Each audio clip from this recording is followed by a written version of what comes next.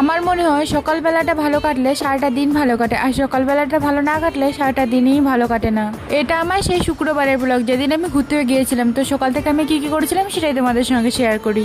সকালে উঠে আমি আগে আমার ঘরটাকে গুছিয়ে রেখি, তারপর একটা ধূপকাঠি জ্বালিয়ে দেই, তারপর ঘর ঝাড় দেওয়া থেকে উঠোন ঝাড় দেওয়া শেষ করি আর মুখটাকে ধুয়ে ফেলি।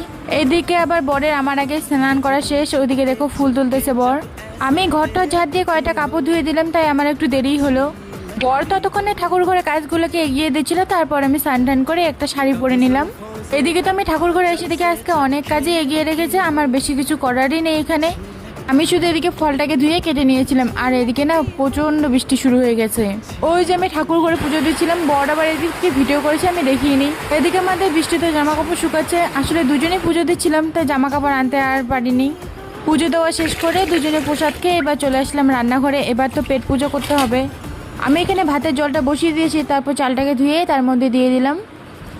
আর কি সবজি রান্না হবে না হবে সেটা নিয়ে তো এক পালার গান।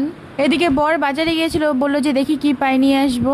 আর ঘরের মধ্যে সজি কচুগুলো ছিল, তাই ভাবলাম সজি কচুগুলো পরে পরে নষ্ট হওয়ার বদলে আজকে একটা কিছু তরকারি বানিয়ে দেই। আর বর বাজারে গিয়ে না এরকম ছোট ছোট পুঁটি মাছগুলো পেয়েছিল, তো নিয়ে আসছিলো।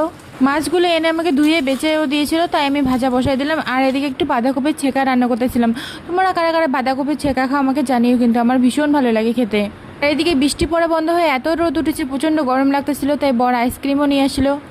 তারপরে তো রান্নাবান্না শেষ করে খাওয়া দাওয়া করেছিলাম, আর একটু রেস্ট নেওয়ার পরে বর বললো চলো আজকে ঘুরে আসি। আমিও বললাম হ্যাঁ চলো, আমি তো এক কথাই রেডি। তারপর আমিও তো চটপট রেডি হয়ে গেলাম। এইদিকে আমাদের হেলিকপ্টারটা বের করতেছিল আমার বর, এবার হেলিকপ্টার নিয়ে উঠতে শুরু করে দিছি। এদিকে ঘুরলে তো মন ভালো হয়, কিন্তু গাড়িতে বসে থাকতে থাকতে কোমরটাও ব্যথা হয়ে যায়। মানুষের জীবনে তো সুখ দুঃখ সবে আসে, তাই না বলো? এরকম তো নয় যে সুখটা চিরস্থায়ী দুঃখটাও চিরস্থায়ী, তা কখনোই নয়। তাই সুখ দুঃখ দুটোকে উপভোগ করে জীবনটাকে চলাই ভালো।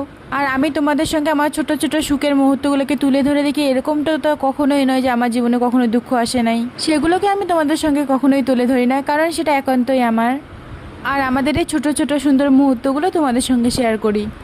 এই রে বাপরে বাপ, আর বর একেবারে মাথা ফাটা রোদের মধ্যে আমাকে ঘুরতে নিয়ে বেরোইছে। কারণটা জানেন? সন্ধ্যার আগে বাড়ি ফিরতে হবে। তো এদিকে আমরা চলে আসলাম তো একটা রিসোর্টে, আর এই রিসোর্টটা ভীষণ সুন্দর। আমি অনেকবার এই রিসোর্টটা ভিডিওতে দেখেছি, অনেকেরই ভিডিওতে দেখেছি, তাই ভাবলাম আমি একবার ঘুরে আসি। বরকে বলেও ছিলাম, তাই বর আজকে আমাকে নিয়ে আসছে।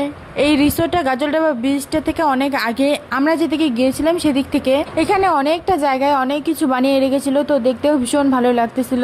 শুধু একটা জিনিসই আমার ভালো লাগতেছিল না, এই গরমটা। এই গরমের জন্য আমার মুখ চোখ সব কালা হয়ে গেছে, এদিকে মাথাটা ব্যথা করতেছিল। কিন্তু কিছুই করার নেই, রোদ তো থাকবেই, তাই একটু ঘোরাঘুরি করতেছিলাম এদিক ওদিক। এদিকে দেখলাম আমার বরের ঠাকুর দাদা এখানে দাঁড়ায় আছে, আর এইদিকে